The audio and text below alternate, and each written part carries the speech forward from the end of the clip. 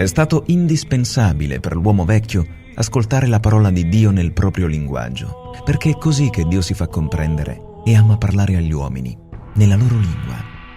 Anche per l'uomo nuovo è necessario riscoprire la parola di Dio nel proprio linguaggio. Ascoltarla oggi nel siciliano aulico, nella lingua dei nostri padri e dei poeti, ci riempie di emozione i sensi e lo spirito, illuminando di luce nuova la nostra fede. La parola, letta e ascoltata in questa nuova luce, dà ai siciliani, e non solo a loro, nuovo vigore all'anima, stimolando il credo a più alte comprensioni.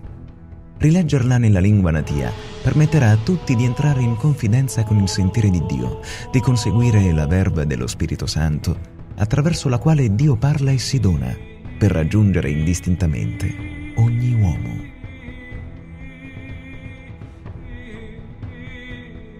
Allora Erode, chiamato in segreto i magi, si fece dire con precisione lo tempo quando la stidda compariò e li mannò a Betlemme, citandole: iti e informatevi con cura dello picciriddu, e quando lo trovate facetemelo sapere, perché pure io possa venire ad adorarlo. Da tempo Gesù della Galilea io presso lo Giordano per farsi vattiare di Giovanni. Giovanni però voleva trattenerlo, dicendo: sogno io che hai bisogno di essere vattiato di Tia, e tu venendi mia?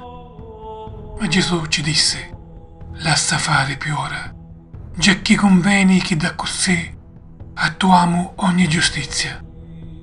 Allora Giovanni acconsentì. Appena vattiato, Gesù ne uscì dell'acqua, ed ecco si graperono i cieli, ed iddio viste lo Spirito di Dio scendere come palumma e giungere sopra di iddio. Ed ecco una voce dello cielo che disse: questo è mio figlio prediletto, d'iddio trovo compiacimento. Addomandate e vi viene dato, cercate e attrovate, toppoliate e vi viene graputo, perché qua domanda ricevi, e co cerca trova, e a co toppolia viene graputo. Cu trovate allo figlio che domanda un pane ci dona una pietra, o se ci domanda un pesce ci dona una serpe. Se voi altri dunque che siete cattivi sapete dare cose buone alle vostre figli, quanto più lo Padre vostro, che stanti li cieli, dona cose buone a chi che ce la domandano. Voi altri siete lo sale della terra, ma siete lo sale per dirsi lo sapore. Con che cosa lo si potesse rendere salato? A niente servisse, se non ad essere ittato e scarpisato di l'uomini. Voi altri siete la luce dello mondo. Non può restare ammucciata una città situata sopra un monte, né s'aggiuma una lumera sotto la votte, ma sopra allo lucernale, per fare luce a tutti quelli che sono tra la casa. Da così splendi la vostra luce davanti agli uomini, perché guardino le vostre buone opere e rendino gloria allo Padre vostro che è dai cieli. Mentre ne scevano di Gerico, una grande folla camminava presso a Gesù. Ed ecco che due orve, assettate per la strada, sentendo che passava, si misero a schiggare. Signore, abbi pietà di noi altri, figlio di Davide.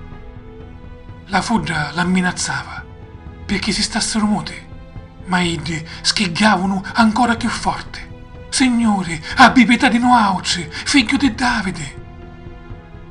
Gesù si fermò, li chiamò e disse: che volete che io vi faccio? Ci rispondero: Signore, che i nostri occhi si grapino. Gesù si commuovio, toccò l'occhio di Idri e subito a ripigliare la vista e ci ero dappresso. Si giudui di voi altri sopra la terra s'accordano per domandare qualunque cosa, lo Padre mio che in dai cieli vi la dona, perché unne sono due o tre adunati in nome nomo, io sogno in mezzo a te.